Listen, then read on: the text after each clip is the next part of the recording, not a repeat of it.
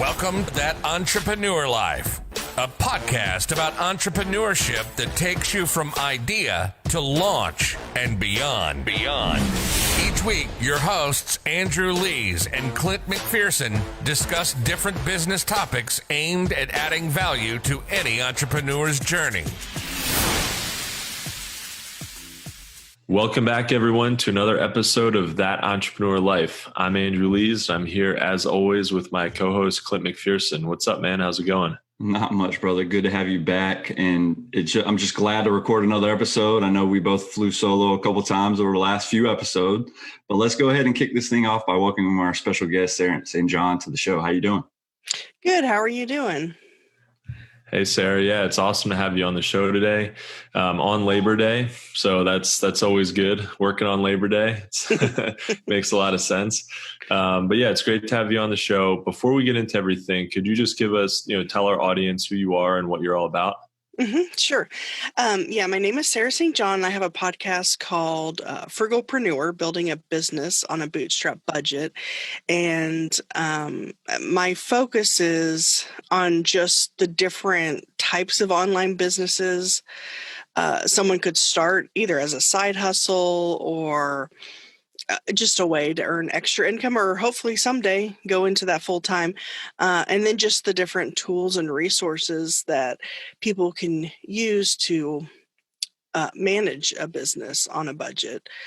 So that's what I'm focusing on right now. I've been an entrepreneur for over a decade and done a bunch of offline businesses and realized that just the amount of money that involves, like a photography business, for example. I was like, I need to do something online that is affordable. Yeah. Yep. I mean, when you can book be a lot of overhead. Yeah, when you booked the show, I was very impressed because I did some research, right? And I really like the approach that you're taking, like the frugal route, as far as how can I do this for not that much money? I know that you leverage some of the AppSumo apps, I believe. And I noticed that you do some contests and stuff like that. What is your favorite one? Me and Andrew have been trying to figure this thing out. I think we gave one of them a test run. I'm not going to call the name out, but it just didn't really meet our expectations, I think, or really deliver what we were looking for. And so we're really trying to find that one thing that can help us run contests, help us spike viewers or listeners, right, for our podcast, and just making it fun, because there's so many podcasts out there that it is really a crowded area, and it's important to stand out. And so we're trying to figure out that route. But it's fun to test all that stuff out too. Mm-hmm. Yeah, I love King Sumo. That's what I use for my giveaways. The only issue with it is that it doesn't have, when someone clicks on share on Facebook or Twitter or whatever, so that they get more points, it doesn't really verify that they actually did that. It's kind of like taking them at their word, basically. It'll pull up a thing for them to, log in and share it, but they don't actually have to. So that's the only thing. There's a bunch of there's Up Viral and Viral Sweeps. Up Viral's so costly though, right? I mean, when you look at it, it's not the frugal route at all. Right. That's why I do King Sumo, because it's free. Yeah. And then AppSumo also has, I recently discovered SendFox, which is their email marketing. Oh yeah. Do y'all use that? I have it. Yeah. Still trying to figure it out, but I showed Andrew, and SendFox is where it's at. Yeah, I did actually a whole episode just about SendFox, because, basically, for people who don't know what it is, it's like an email marketing platform. But if you're a content creator with a podcast, a blog, a YouTube channel, you can put in your link or your RSS feed, basically, and it automatically pulls from that and sends out a newsletter every week. So, I mean, it's a big time saver. It's super powerful too, right? I mean, I watched an episode that we're going to have this guest on in a couple of episodes, I believe, Doc Williams, which Andrew knows about, I'm sure you know about. And so we're going to have him on the show. But the cool thing is I was sitting there watching, I was like, I got to find something, right? ConvertKit is almost along the same path, but it's not that one-time deal, almost like SendFox is, right? And so when I pulled the trigger on that, they always seem like they have that it factor when you get started. And then you find out like, this is not what I'm looking for. But SendFox is so cool because it is for creators, right? And that you can customize it. It pulls it in for you, however you have it on your website, however you have it in your podcast, but then you could even customize it from there, which makes it so awesome.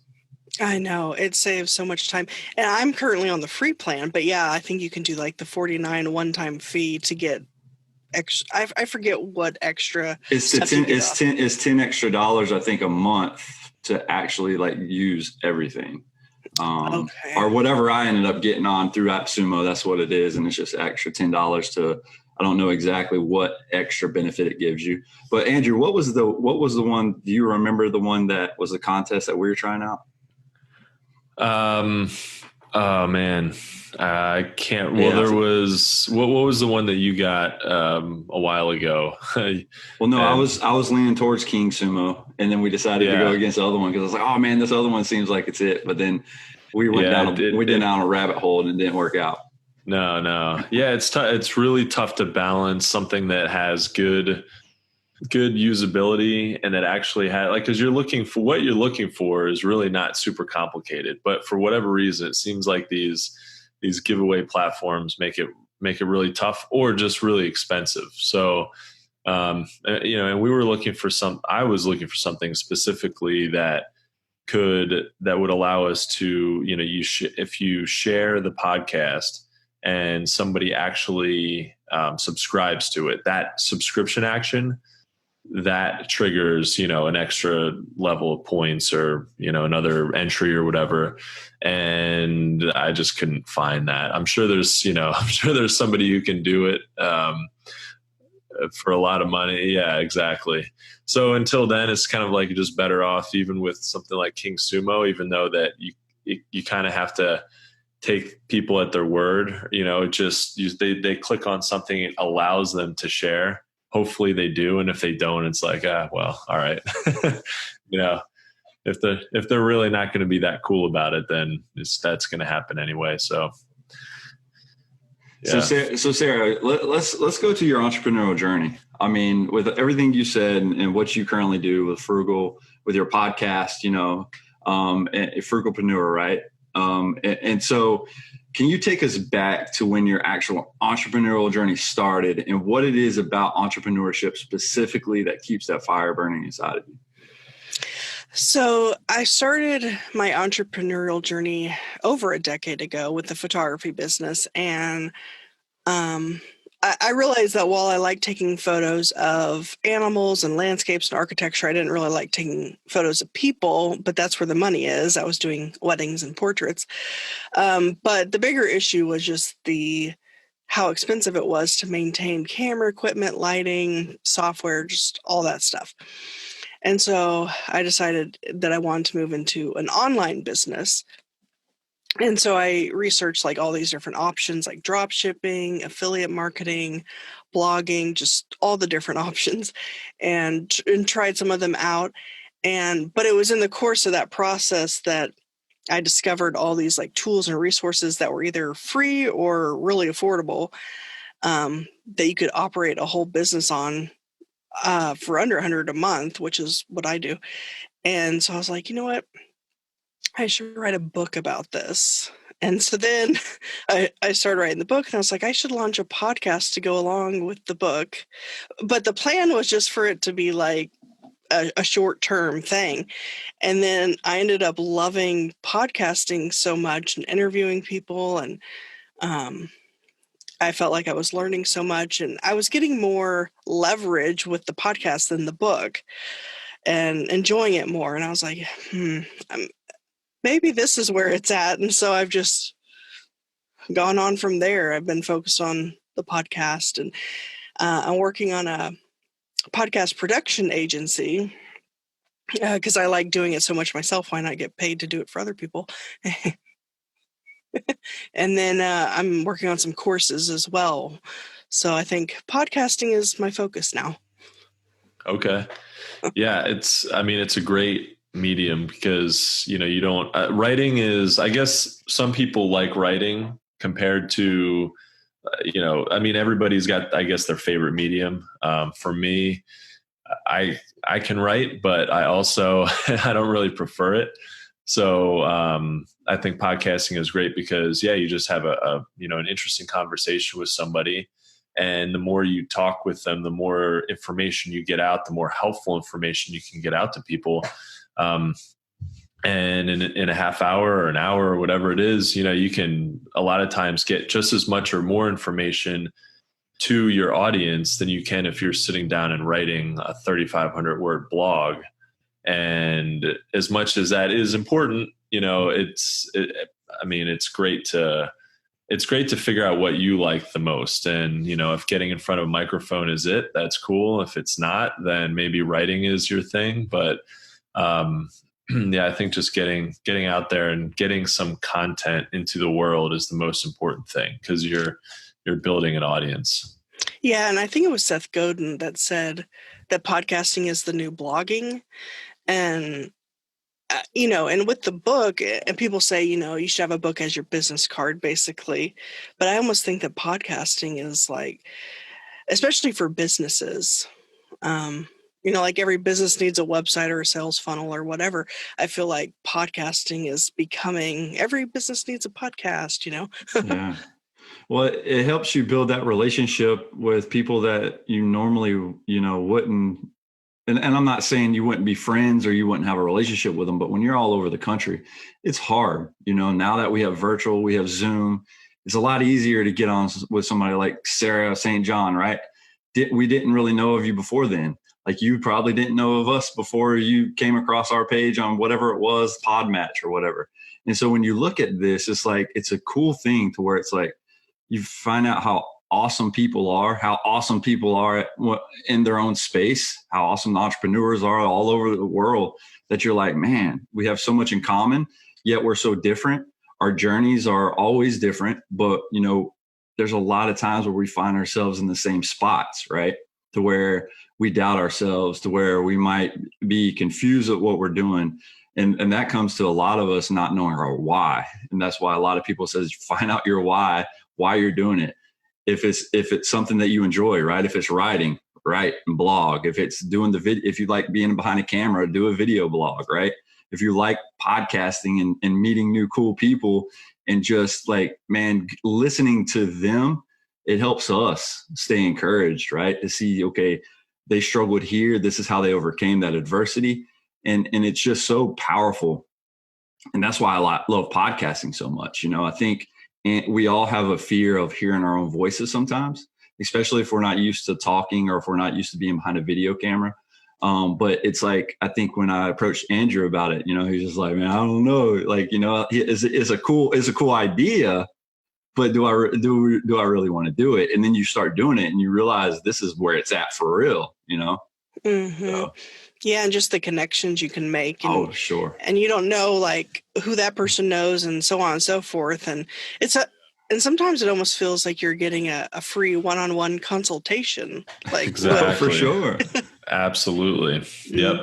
Yeah. And we've already reached out. I've reached out to a couple people that we've interviewed and, just ask them questions, and they're happy to respond. And I'm happy to answer their questions about, the things that I'm more familiar with. So yeah, it's an amazing way to network where you can reach out to somebody, invite them on a podcast, and they're much more likely to accept that than if you just reach out to them randomly and say, hey, I want to meet you, or, I want to talk to you about something. And they're like, okay, but is there a platform that we're going to be, talking on? So yeah, it really is a cool thing.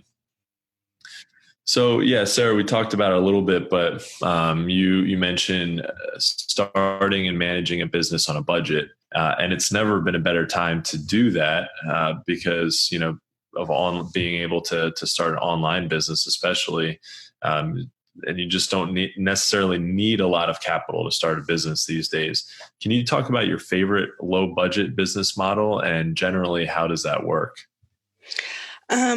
Well, podcasting right now is my favorite. You can get started for under $100. I mean, assuming that someone already has a computer, obviously, all they need is, a mic and a boom arm and whatever, and you can get a good mic for $60. And I think people assume that starting podcasting would be expensive, and they think of like broadcast radio stations and all the stuff and equipment that they have, but you don't have to start that way.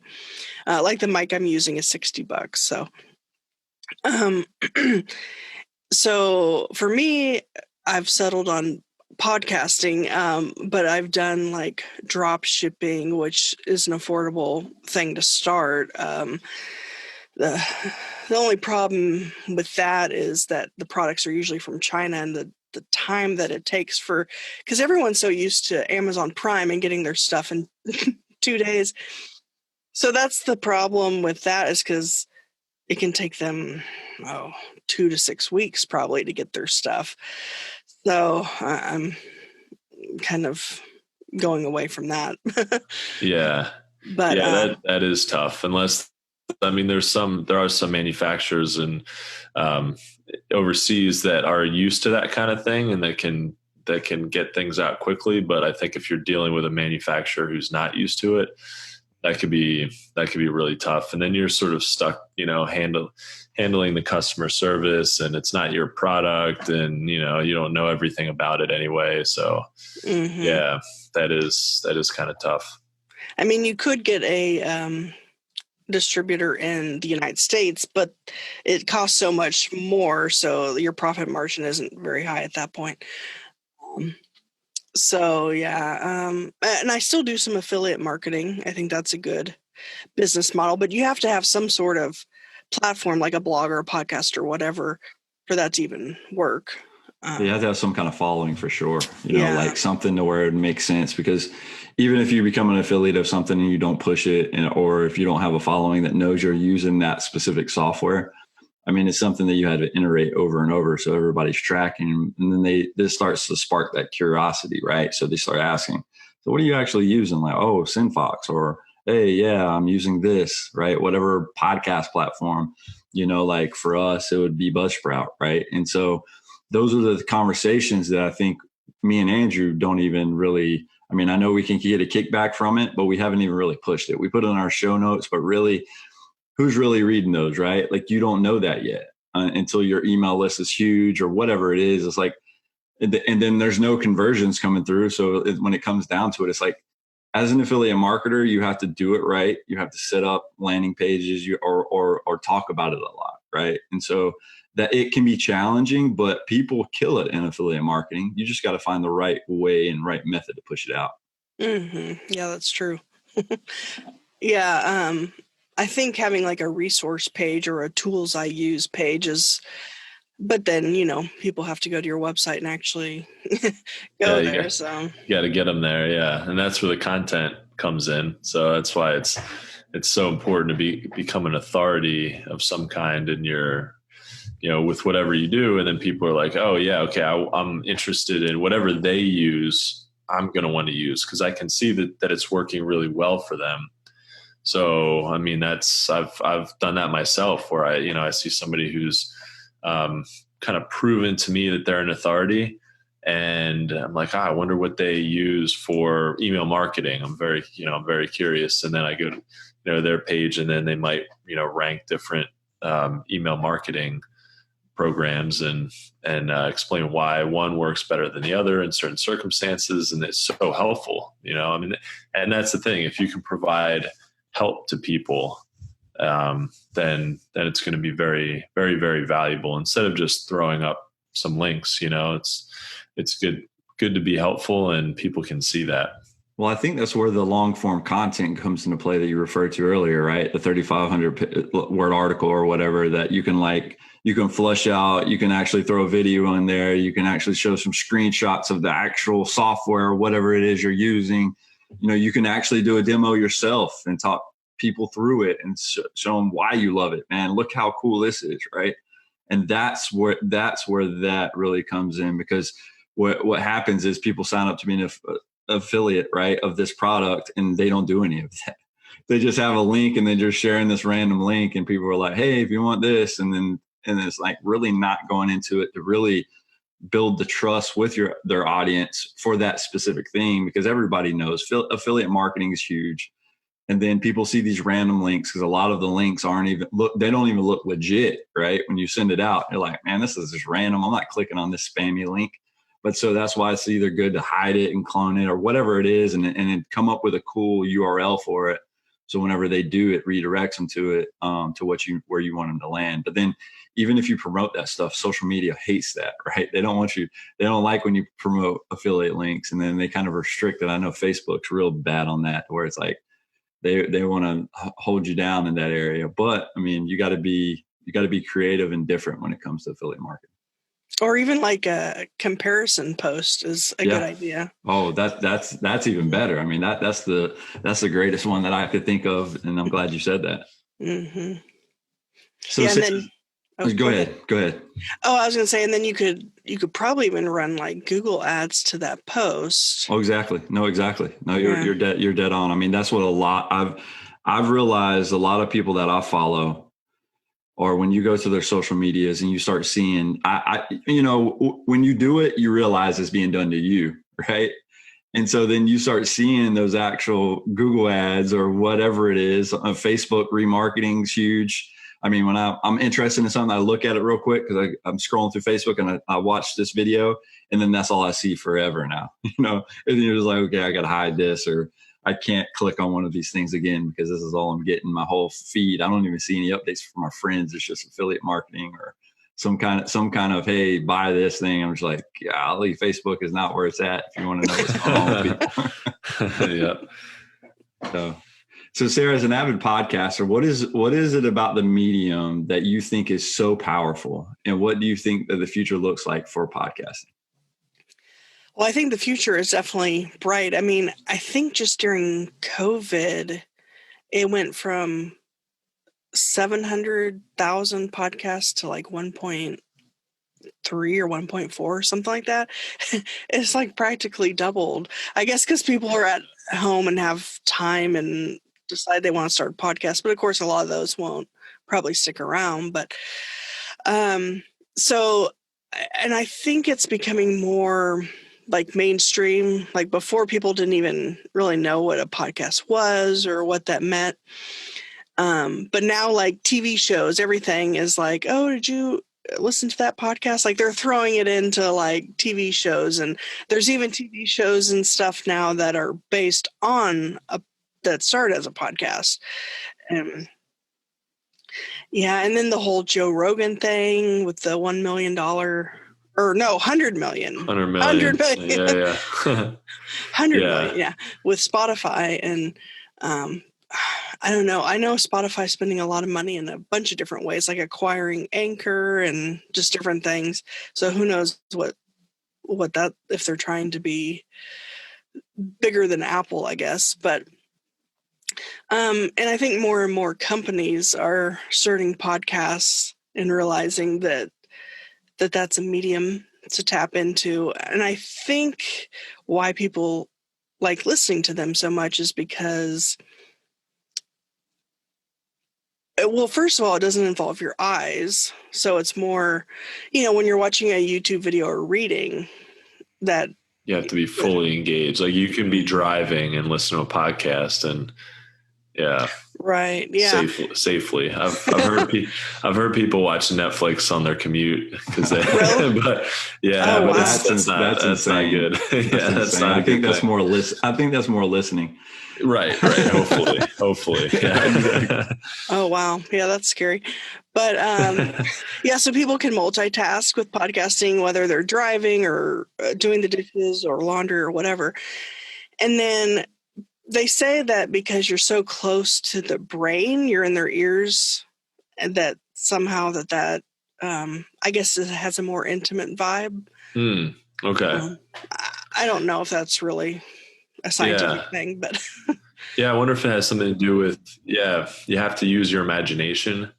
Just like, reading, you have to use more of your imagination. And if you're listening to the radio or a podcast or something, you kind of have to fill in the blanks. Imagine what's going on. Kind of like if somebody's explaining a situation, you're imagining that situation instead of it just being just displayed for you, which it's cool both ways. Sometimes it's great to just to not have to turn your brain off a little bit and just let it just, be entertained fully. And yeah, but I think you're right. I think that's it. And I think people are looking for more and more ways to be, they're looking for more resources for educational purposes now, and I think it's going to be really interesting over the next 5-10 years, what happens with like formal education and universities and how they approach. It's not like they're going to go away, but they're going to have to definitely pivot a little bit. And people are just going to be like, man, I can learn a lot on YouTube and from podcasts and from all this information that's out there. Yeah, that's exactly. That's totally free. You can do so many things. You can, you fix your car from like bumper to bumper almost with YouTube now. So why can't you do just about anything else? So, yeah. And I think another thing about podcasting is it's so niche. Like how they say there's an app for that? Well, there's a podcast for that. There's a podcast for everything. And there's generally not commercials usually. You might have a sponsored ad or something, but whereas when you're listening to the radio, first of all, there's commercials. And secondly, who knows what they're going to talk about, whereas with a podcast, you have a general idea of the topic and what interests you. So you kind of know what you're getting out of it. Oh, for sure. And I think, Sarah, you brought up a good point. You said podcasts doubled over this time period, right? I'm so interested in seeing where this goes. Like, are these people going to be committed? Are they just doing it because it's convenient? Is it going to stay in the millions, right? Or whatever it is, it's going to be interesting. And I highly doubt it, because there's a lot of people that start a podcast, they get into it, like the first season, and they don't come back, or they'll record 20 episodes and they don't continue it on. And I think because they get frustrated or can't figure out the way to monetize it properly, or just don't have the time. But I really think you have to stay committed, and you have to trust the process, and you have to mold the process yourself, right? When me and Andrew started this thing out, we had no idea really what direction we wanted to go. We knew we wanted to interview people, get them on the show, talk to them, hear their stories. And then it just snowballed from there, right? Now people are reaching out to us, booking our shows. We're a couple of months in advance. Now it's like, it's getting harder and harder to get on our show, right? And so that's a cool feeling to know, okay, we must be doing something right. And I think that Entrepreneurial Life, just that name in general, has gotten us a little further along too. But at the end of the day, I think when it comes down to it, the podcasting, like you said, it's so niche. And when you talk about niche, there's so many, even in a specific niche, there's so many different podcasts that is like, what do I actually listen to? But you got to find those individuals that you can relate to, some of those individuals that you understand. Listen to what your Good Pods. We just had JJ Ramberg on the show, which is an awesome app, right? You start listening to people, like you can follow your favorite celebrity or whatever if they're on there, and you can actually, okay, this is what they're listening to, right? You can follow your friends, you can invite them, and you can start seeing, okay, cool, if they're podcast listeners, this is what they're listening to. Maybe I need to check that out, right? And so I think it's a good way to grow, and then just see different viewpoints, because even though we're entrepreneurs, everybody's journey is different. And that's why I think it's so unique to at least listen and don't be so tunnel vision in your own path either, to learn from other people along the journey. Yeah, I interviewed JJ Ramberg as well. And I think anyone who has a podcast definitely needs to be on Good Pods, because it's a good way to basically promote your podcast or be more visible and make connections on there, because it's like a social feed basically. And I've ever since I've been on that app, I think my podcast, I've been getting a lot more listeners just because of that app. Oh, for sure. Yeah.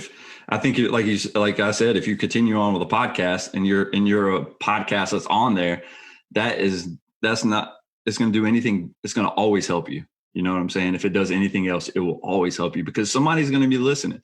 And then that individual's like, oh, let me check out Frugalpreneur, right? Podcast. And now I'm listening to your show, right? And so before then, maybe I never heard of it. And I think JJ and her team they've done awesome. I mean, then you get Kim Kardashian just randomly pushing it, right? And then it just explodes from there. And it's crazy how these things can start. You know, you have a vision and you stay true to the process. And then next thing you know, boom, you land a Kim Kardashian saying, check out Good Pods or whatever. And then now it's going to just grow just from that one tweet or one post or whatever it is, you know, that one video. And it's going to be good times for them. I'm excited to see what they got going on and how they evolve in the future. Mm-hmm. Yeah, they're growing really fast, especially ever since she promoted it. I've noticed, like, because I like to go under find. I forget how it's phrased, but find people or whatever. Yeah. And like after she announced that, like the list of people was like, I feel like it doubled, but yeah. No, and I'm sure more celebrities are going to be using it too, you know? Yeah. They're like, oh, let me get on this thing. And it really does level the playing field, you know? And especially if you're a celebrity, because I mean, you're still, even if you're famous, even if you have an existing following, there's still famous people paying to promote their podcasts, you know, like, which makes a lot of sense, but it is kind of amazing to me in a way, because it's like, you would think that there would be more like a mechanism, like a free mechanism that would help them just, you know, get some traction and then let it snowball. And I think Good Pods is that mechanism. And if it works, you know, it can work for anybody. If you don't have a following at all, you know, you get a little traction and somebody listens and they comment or they share it. I mean, like what Clint and I were talking about earlier, we've been trying to figure out, you know, a mechanism for us to help our listeners share the podcast, and just in an organic way. And that's kind of tough to do on your own, but with something like, you know, an app like Good Pods, it makes it very possible. So it's amazing what you can do with software, and not having to. Sarah, you were talking about, you know, having a physical product or, you know, an actual like a photography business, something where you're actually physically doing something and you have to be present, or you have to ship a product, or, you know, or something. Those businesses can be great, but if you can be 100% online with an app or an info product or something, it's pretty powerful, because, you know, you still have to, there's still plenty to do. It's not like it's easy, or, you know, you just hit a button and everything works out. But, you know, it's nice because you can scale it pretty easily without a lot of the issues that come with other businesses like service and product. Yeah, a lot less overhead. Right. Yeah, exactly. So yeah, if you're starting a business on a budget, you're likely doing it as a side hustle, and while you have a full-time job. The goal usually is to turn that side hustle into a full-time thing. How do you know when the right time to make that switch is? I think that's probably something that a lot of people would really, really want to know, you know, is when do I make that switch? Right. Yeah. And that's something I'm currently trying to figure out myself, because I still have a full-time job. I think, first of all, you definitely, whatever your side hustle is, it needs to be making enough money that at least matches, or ideally exceeds, whatever your salary is at your day job. But then, of course, maybe you just have a good year. And then what happens if you quit your day job? And then, you know, so I would say maybe a couple years of matched income or beyond, or to where the income is so much higher that, right. Yeah. There's some cushion. So it'll be interesting to see. I think it's really hard to know when you actually jump off the cliff, right? I mean, it's like you either have to trust the process, trust that you're gonna, if you do have that good year, that you're gonna hustle just as hard and not get complacent, right? Because I think what you could do, you can see that you're having a good year, like, oh man, that was a lot easier than I thought. So then you get complacent, right? And you let complacency set in, and now you're not trying to push as hard because the hustle's still real, and you need a hustle, or you need to do what you did probably 5 to 10 times harder than you did it the year before. And just know that good year, right? If you let your foot off the gas, can be you're right in the same spot. Now you're looking for a full-time job again, right? You don't want to have that happen. So I think it's really, for me, I mean, I would agree, right? To where it's like, you want to see some consistency. So, 2 years is not a bad time, but I think sometimes if you have a good thing going, when the right time is, right? You kind of have that gut feeling. I think you really need to lean and go with your intuition. I think if you feel, I think there's always going to be the fear of the unknown, right? So and we're always going to be fearful of something, right? Fearful of failure, we're going to probably be fearful to succeed in some instances, right? And so I think letting that fear really take hold of you is not the greatest approach. But again, you have to trust the process. I think you really have to, and when your intuition speaks, you're usually right the first time, right? It's when you start doubting yourself or starting to question your intuition, that's when it's like you start seeing later on that you actually should have listened to it in the first place, right? Because you start seeing like, man, I questioned it. I didn't pull the trigger. Now look at this same guy that's doing the same thing in my area, or somebody I know that just, he heard my thought and he actually pushed the trigger, and now he's killing it. And I missed my opportunity because now he has that, area on lockdown for right now. And so I think it really is important to go with the intuition part and just ride that out. Mm-hmm. Yeah, those are good points. Yeah. Go ahead, Sarah. Oh, yeah. I was agreeing that, yeah, that's okay. Yeah. Sorry. That's a good point. And I haven't gotten to that point yet, but I think you're right that at some point you're just going to know, Exactly. So, I mean, are you getting I'm obviously, how many years would you say you've been doing this so are you getting closer to filling that, are you getting closer to feeling that your intuition actually speak to you and say, this is the time to do it? Or are you still finding yourself to where that full-time job is your comfort zone or your comfort level right now that you just have to stay with? Well, I've been podcasting just for about a year or so. But I think I can kind of see the light at the end of the tunnel type, whatever phrase you want to use, between the podcast production agency that I'm in the process of launching, and then the courses as an additional source of income. I think once those kind of are launched and in full gear, because I actually just finished the rough draft of my third book called Podcastpreneur, and that comes out in October. And that actually, it talks about how to produce, promote, and profit from a podcast. But of course, there's call to actions in there about the courses and the production agency and all that. So I think once that book is out, and then I'll really promote that book, then, so I'm thinking maybe another year, maybe I'll be more comfortable. Yeah. Yeah. And a year goes by so quick, Mm-hmm. It does. Yeah, there's so much that can happen. I mean, it goes by quick, but you can really make a lot of headway in 12 months. So That's true. Yeah, I think writing it down, cool. Setting a timeline, say, hey, by this date, make it happen, right? Get excited every time you wake up in the morning. An affirmation this is going to happen. Maybe, I could set a timeline 12, 31, 21 or there something. You go. Yeah. Boom. And then check. And then really it will give you a gut check right there, right? If you are, okay, well, I'm halfway there. I'm at the 50-yard line right now, but I wrote it down and I'm still moving forward. I think as long as we're continuously moving forward, the journey hasn't ended, right? And the journey never ends really.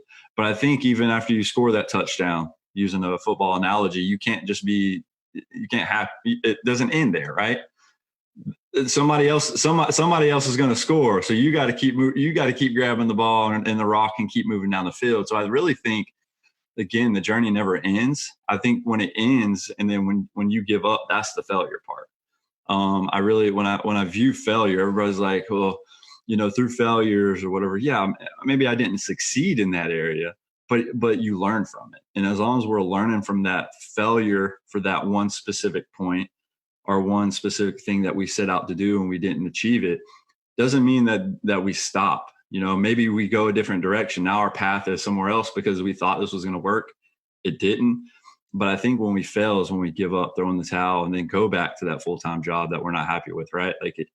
Or find something to just have it, and you're like, you get to Friday and you're like, thank God it's Friday. How many times have you heard the TGIF, right? Like, I'm like, I want to just like bang my head against the wall when I hear that. I'm like, I never like, thank God it's Friday. Yeah, I like chilling, right? I like hanging out with the family, but even as an entrepreneur, it's not, you really don't have, if you're a true entrepreneur, it's like, when do you really have a day off? Your head's always working, right? So I just think when you get there and you're like, oh man, 4-day weekend, now I'm not going to do anything. Like, it's Monday, Labor Day, right? Like, we're actually doing something to help, probably that we're on the path. I think everything happens for a reason. And we're recording this podcast because hopefully it will give us some more visibility. It's another piece of content that we're going to be able to leverage, right? We're going to create show notes for this thing. We're going to share the assets with you. And there are things that it doesn't stop. And I think when people think it stops is when they fail or when they, don't continue to move the rock forward. That's when things start, not happening for them. So, yeah. And even when I get home from work every day, and then on weekends, I'm always doing stuff for my business. And like today, like you mentioned, it's Labor Day, so I have the day off from my regular job. But because so many podcasts they only have availability within business hours to record an interview, I was like, okay, I'm going to take advantage of this. And so I have 6 interviews today. And so, yeah. Yeah. Thank you. Got to strike when you can. That's awesome. Right. Mm-hmm. So Sarah, through your entrepreneurial journey to date, right? I mean, again, I would still, with you doing the Frugalpreneur podcast, with you trying to start your podcast agency, with the ideas, the being an author, going on your 3rd book, we know because our entrepreneurial journeys haven't been easy. We've all experienced highs and lows, right? But for you, what has been the most difficult thing about being an entrepreneur, or about continuing to move forward with this whole journey that you're on? Yeah, I would say a couple things. One is probably the shiny object syndrome, because I think entrepreneurs, like, our brains are just always, even when we're sleeping, our brains are going, thinking of new ideas, and you're like, oh, maybe I should do that or start that, and I've done that a few times, and then those things don't even pan out, or after I start them, then I'm bored with it, and I'm like, okay, what's the next thing? So I'd say that's been a struggle, but I think it's something that most entrepreneurs deal with at some point or another. And then I guess when something does fail, I don't know, I guess you're just always kind of like, when am I going to find that thing, that business that's it. That's what I'm going to pursue and make money on. And I think for me, I finally figured it out, podcasting, but it took a decade of doing this, that, and the other thing to get there. But, and I wish, and this is another thing, I guess, is just wishing, like, I wish I had started podcasting a decade ago instead of doing all these other businesses that, went nowhere, or maybe they did go somewhere, but then I realized it wasn't what I wanted to do long term. Because how much further along would I be if I started podcasting a decade ago with like John Lee Dumas and Pat Flynn and all them? But oh well. So I think getting hung up on the woulda, coulda, shouldas is a problem too. Yeah, and you can use that though going forward. I mean, I definitely feel that about certain things where I'm like, man, I wish I had started this years ago. But then I think, okay, whenever I get to a situation where I'm not really sure if I should do something, like, what if I want to look 10 years back and be like, I started this now instead of just starting in 10 years, like I recently got into blog writing, and it's not my favorite thing at all. Again, I don't really love writing, but I definitely want to create helpful content for people. And I'm like, I want to look back a few years from now and just think, I'm so glad that I did this a few years ago. Because if you think about it, there's usually certain things where you can look back and say, I'm glad I did do that a while ago. And there's always things that you wish that you had done, but the things that that you're glad you did, you just sort of, I don't know. I use that as motivation to just think, now is the time to do it. And getting started as quickly as possible, as soon as possible with this stuff is very helpful, because especially with content, it does take a while for things for you to get traction. You're not going to be, unless you already have an audience, you're not just going to start a podcast or start a blog or start a vlog and just all of a sudden kill it. It's going to take a while, but if you stick with it, I mean, you can do so well with it. The initial thing that comes to my head with you saying that, right, is what I hear from Gary Vee all the time. Some people don't like him, but it's the what ifs, right? You don't want to find yourself in a retirement home somewhere. But those are the people that you can learn some of the most from. And just listen to videos that Gary Vee talks about that, right? Just saying, like, just go spend some time with them and start asking them some questions. And you'll hear a lot of what ifs, like, what if I would have, bridge that relationship, with my son or daughter, before I can't do that here now. Right. Or what if I started this venture, this journey, this entrepreneurial journey, and I'm here now? What if I quit my 9-to-5 job and actually pulled the trigger on this thing that I actually created, but I'm too old or whatever? And it's just like, those are sad, because that's a huge burden to carry on with you, especially when you're a lot older. Right. To where you're in a retirement home. There's not much you can do there. Right. I mean, outside of playing bingo or something and having fun. But at the end of the day, it's like, you don't want to be in that position. And I think the what ifs, don't let life go by to where you're not pulling that trigger. Right. That's the thing, is like, you got to make sure that if it feels right, if your intuition is speaking to you and it's something that even if it's the side hustle, which is perfect because that's what you're doing. Right. Sarah, I mean, it's like the side hustle is real and you're trying to find, and it took you a decade, right? You're podcasting, you're loving it.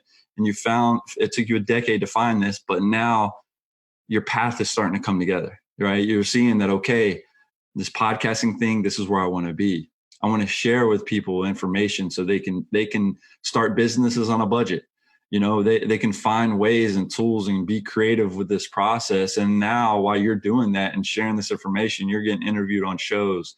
Now it's giving you time to think about it, actually your why and what you want to do. And now that you're going to start your podcasting agency, right? And now you're writing your third book, and it gives you all this free time. There's so many people that have so much knowledge and they gather it.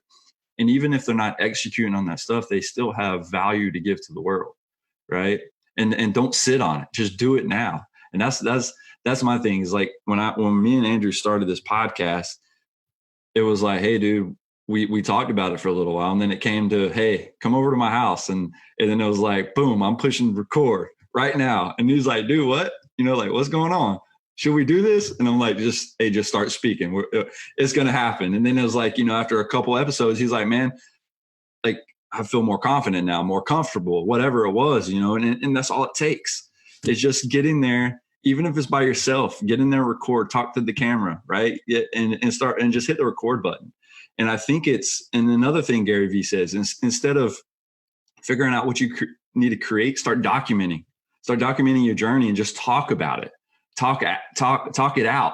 So people know what you're working on right now, right? Even though you might not have anything specifically geared for them to motivate them, that can be motivation in itself, and saying, guys, I'm writing my book right now.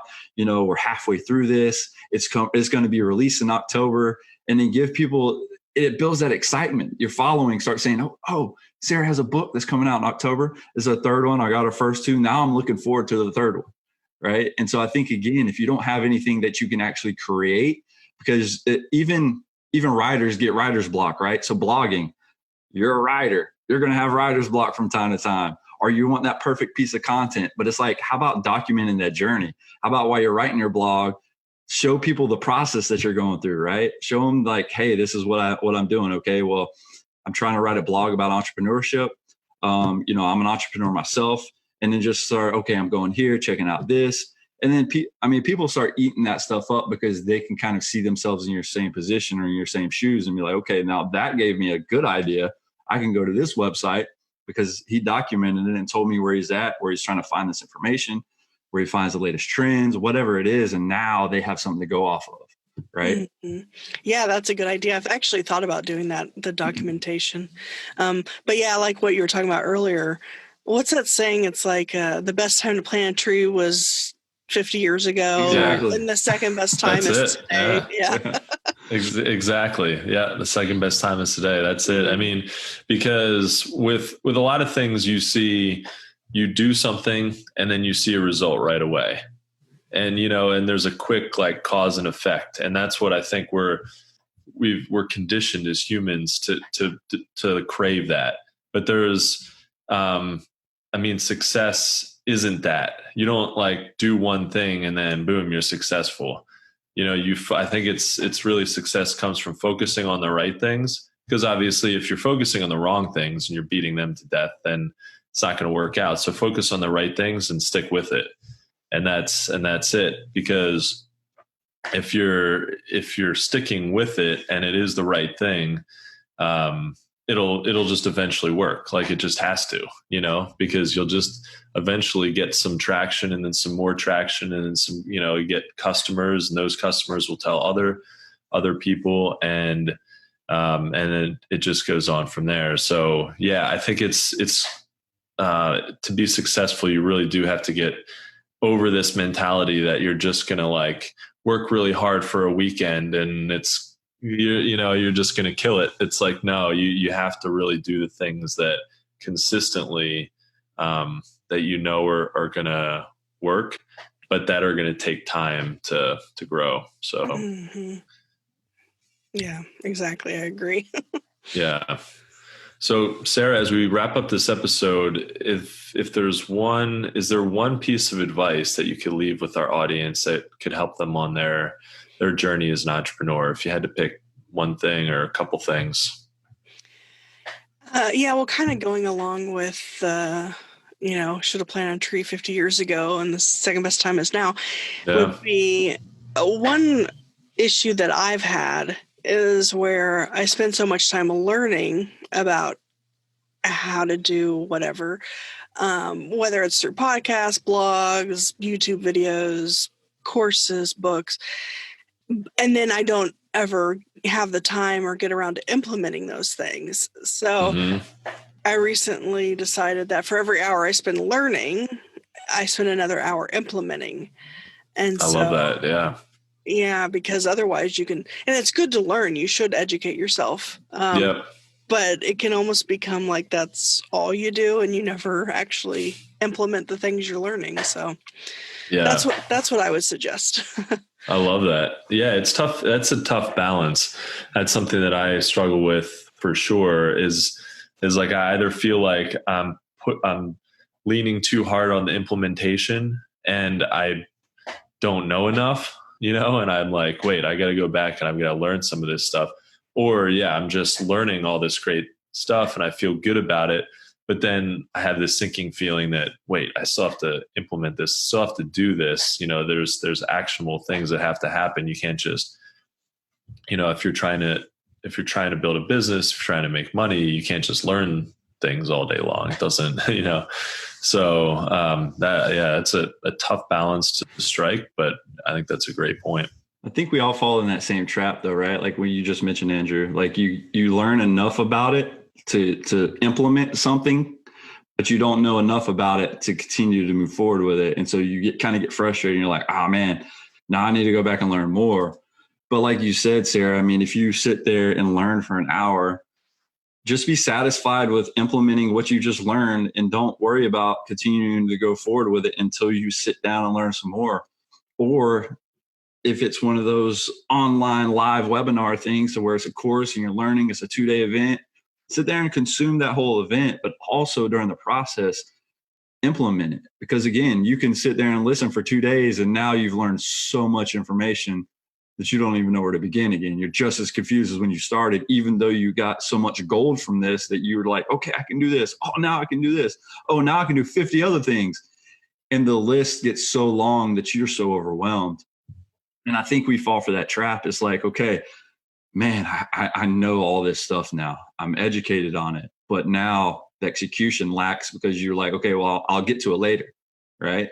But instead, I love what you said, an hour of learning, an hour of execution, or just doing it. And that's what we need to do. We need to always educate ourselves because, again, that's what I fell for that trap. I educated myself for years and then started implementing everything. And it's just like things change, like algorithms change. This has changed. And you're just like penguin or whatever. And you're just like, your eyes start crossing. And you're just like, okay, I was legit. I was on top of my game this year.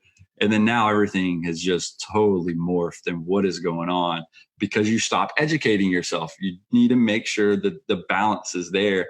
And I agree, Andrew, it is a hard balance to find, right? I mean, we all have the same amount of time in a day, but how you actually break it up and how you set priorities on things is where you're going to ultimately fail or succeed, right? And so I really think when you sit there and look at it like that, I mean, implement what Sarah said. That is awesome. I mean, even what Andrew's talking about, for sure. I love that.